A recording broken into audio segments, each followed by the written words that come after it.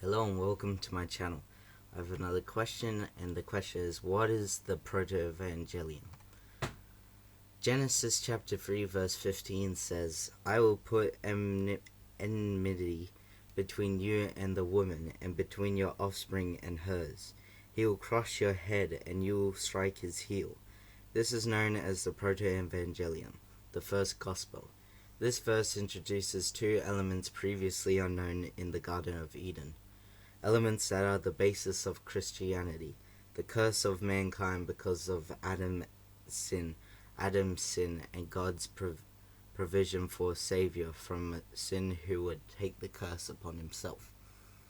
Verse 14 makes it clear that God is speaking to the serpent, whom he curses to crawl on his belly and eat dust all his days.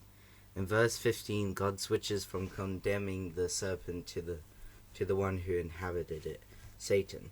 He curses Satan to be forever at war against mankind, depicted as the seed or offspring of the woman. The woman in question is in a general sense Eve herself, all of whose offspring would forever be harassed by Satan and his minions. Sin enters the human race at this point, and the ravages of sin and its consequences reverberate down to us today. We inherit sin and the sin nature from Adam, and we suffer for it continually. The enmity, the hostility and hatred of men and demons, between whom the warfare still continues, begins here. Evil angels and also wicked men are called serpents, and even a brood of vipers, and they war against the people of God, the seed of the church, who are hated and persecuted by them. And so has been ever since this affair in the garden. More specifically, the offspring of the woman refers to Jesus Christ, who was born of a woman. The enmity, or hostility and hatred, spoken of here is between Satan and Christ, the seed of the serpent. Evil men and demonic forces struck at the heel of the Savior when Judas, the Pharisees, the rabble, and the Romans conspired to condemn Jesus to be crucified.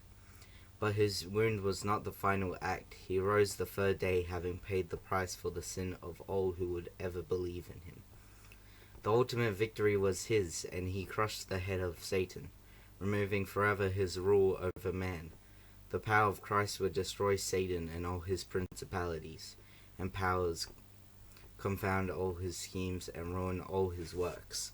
The power of the cross would crush Satan's whole empire, strip him of his authority, particularly his power over death, and his tyranny over the bodies and souls of men.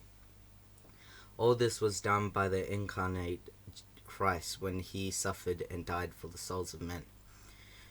Because of what Jesus did on the cross, he crushed the devil's head, defeating him forever. The protoevangelium shows us that God always had the plan of salvation in mind, and informed us of his plan as soon as sin entered the world. The reason the Son of God appeared was to destroy the devil's work. Thank you for listening to this question, and I'll see you next time.